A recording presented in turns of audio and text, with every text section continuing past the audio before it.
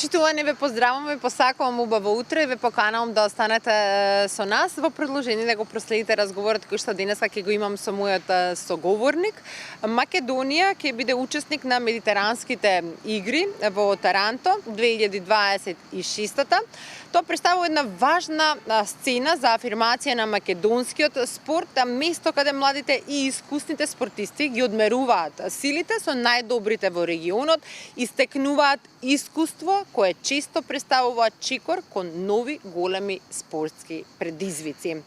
Четврти настап на овие игри ќе бидат нова можност за македонските спортисти да се представат на големата меѓународна сцена, да ги промовираат олимписките вредности и да испишат нови страници во историјата на македонскиот спорт.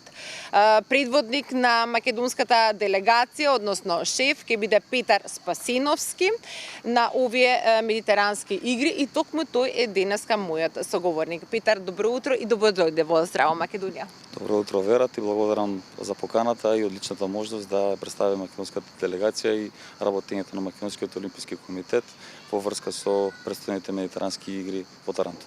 Така, од какво значење се овие медитерански игри кога станува збор за македонскиот спорт, бидејќи како што кажав и во најавата, навистина можеме да се пофалиме дека нашите спортисти и на претходните учества освоива убави награди, не израдуваа сите нас нели како граѓани и верувам дека и оваа година можеме исто така да очекуваме успеси.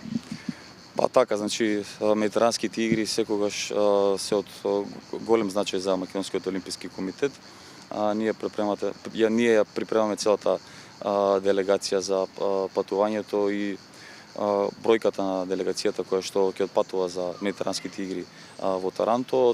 Таа бројка е 130 луѓе во делегацијата, тоа се 88 спортисти, останатите се тренери и официјални лица. Очекуваме резултати секако, како и традиционално до сега на минатите медитерански игри. Се надеваме на што подобар резултат да остварат нашите спортисти за Македонија. Во кои се категории спортисти заминуваат? Имаме представници во 19 спорта, од вкупно 33 на програмата, како што кажавме 88 надпреварувачи во најразлични спортови кои историски и традиционално се практикуваат кај нас. Така. Бидејќи и вие сте спортист и освојувач на бројни медали, дали и вие ќе учествувате на овие медитерански игри? Овој пат, за разлика од минатите медитерански игри, ќе учествувам многу како шеф на делегација и во припремата на целиот тој процес за да отпатува македонската делегација до таму и за нивниот, ќе се грижиме за нивниот престој во својство како шеф на делегација и член и дел од Македонскиот олимписки комитет. Имаме ли дебитанти од спортистите на овие медитерански? Генерално имаме дебитанти, имаме и млади надпреварувачи, бидејќи медитеранските игри се такви игри што нема систем на квалификации. Имаме пријавено млади спортисти, тоа се претежно во екипните спортови. Имаме представници во 4 екипни спортови: фудбал мажи, жени одбојка и ракомет и 3x3 баскет мажи. Останатите се во поединечни спортови, традиционално боречките спортови кои што се најдоминантни кај нас и тука мислам дека треба и ние да ја бараме шансата за освојување на медал. Така. Вие како еден од најпрестижните и најодликуваните млади македонски каратисти со учество на голем број турнири на домашна меѓународна сцена со над 20 години активна спортска кариера, како денеска и еве шеф на делегацијата, како ја сметате подготвеноста на нашите спортисти? Генерално сега од страна како дел од Македонскиот олимписки комитет, нашата цел е пред се логистичкиот аспект и административно се да сработиме за делегацијата да отпатува таму. Со тоа што најбитно од се е секако навремената комуникацијата со спортските федерации, бидејќи оваа работа е обемна, да се отпатува на медитеранските игри со бројна делегација од 130 лица. Не е мала работа. Олимпискиот комитет се припремаше повеќе од 3 до 4 месеци во овие топли жешки денови, така да практично за Македонскиот олимписки комитет нема одмор, нема летен одмор. Се надеваме дека по завршувањето на овие игри ќе Имате време малку да здивнете. Ќе здивнеме малце, да и тогаш ќе се одмори. Така. Дали е од оние спортисти кои што не учествувале на вакви некои надпревари меѓународни надвор од нашата земја бараат за Совет Плюс од вас?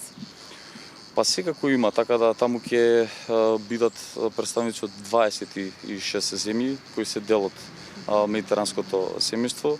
Тоа се земји се со одлични услови, кои што се големи земји, што се добро представени на европска и на светска сцена, така да мислам дека ние секогаш сме биле конкурентни на медитеранските игри во различни спортови, така и овој пат ќе бидеме и се надеваме на што повеќе медали. Така, за кои од земјите ги сметате за конкуренција, кои што да речеме ете можеби ќе бидат потешки борбите? Тоа не можеме да кажеме моментално, бидејќи сме во 19 спортови, во секој спорт е различна конкуренцијата, така да секој спорт си има своји фаворити. Во некои од спортовите и ние сме фаворити секако. Тоа се генерално нашите фаворити се оние спортисти кои што се стипендисти на Македонскиот олимписки комитет. Претежно морам како што напоменав претходно, тоа се оборечките спортови. Таму очекуваме најдобри мечеви и се надевам дека ќе дадат се од себе истите спортисти за да освојат некој медал. Така.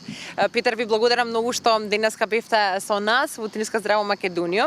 Да ви спратиме што се вели на овие медитерански игри, да ви посакаме успех и да ве дочекаме со убави награди и медали.